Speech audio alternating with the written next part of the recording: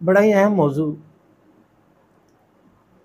کہ ہم اپنی بیٹیوں بہنوں کی جو پرورش کرتے ہیں اس کا صلہ ہمیں کیا ملے گا،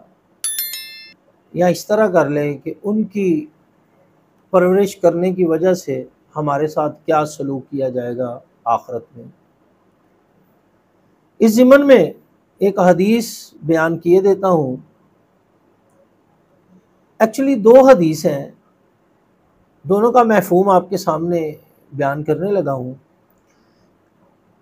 پہلی حدیث حضرت انس رضی اللہ تعالیٰ عنہ اس کے راوی ہیں، فرماتے ہیں کہ رسول اکرم صلی اللہ علیہ وآلہ وسلم نے ارشاد فرمایا کہ جو بندہ دو لڑکیوں کے بھار اٹھائے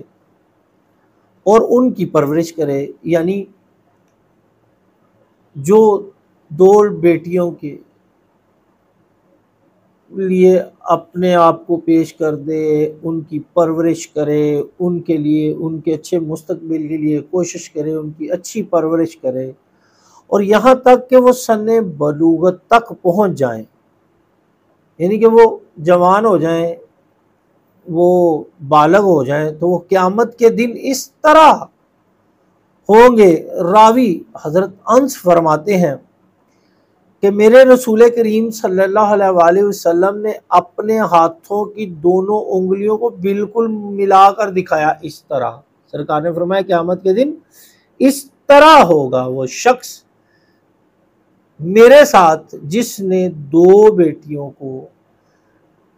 پالا، ان کی پرورش کی اور وہ سن بلوغت کو پہنچی۔ کتنا بڑا مقام ہے کہ سرکار دو عالم صلی اللہ علیہ وآلہ وسلم کے ساتھ بندہ کس طرح جڑا ہوگا۔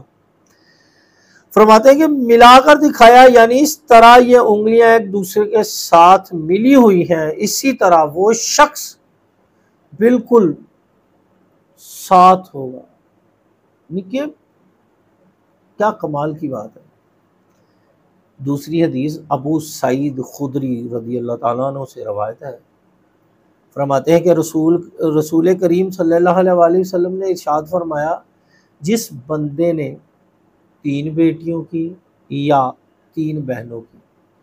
یا دو بیٹیوں کی یا بہنوں کا بھار اٹھایا، ان کی اچھی تربیت کی، ان کی اچھی پرورش کی، ان کے ساتھ اچھا سلوک کیا، پھر ان کا نکاح بھی کر دیا، یعنی کہ ان کی شادی بھی کر دی، تو اللہ تعالیٰ کی طرف سے اس بندے کے لیے جنت کا فیصلہ ہے۔ کیا بات ہے، سبحان اللہ، کتنا پیارا دین ہے۔ کسی بندے نے اپنی تین بہنوں کی یا اپنی تین بیٹیوں کی یا دو بہنوں کی یا دو بیٹیوں کی پرورش کی، اچھی طرح تربیت کی، اور پھر ان کا نکاح کر دیا، ان کی شادی کر دی، تو اس کے لیے پھر سرکار نے فرمایا جنت کا فیصلہ ہے، وہ جنت میں جائے گا۔ یہ ترمذی شریف کی حدیث ہے جو میں آپ کے سامنے بیان کر رہا ہوں کہ وہ بندہ جنت میں جائے گا۔ تو یار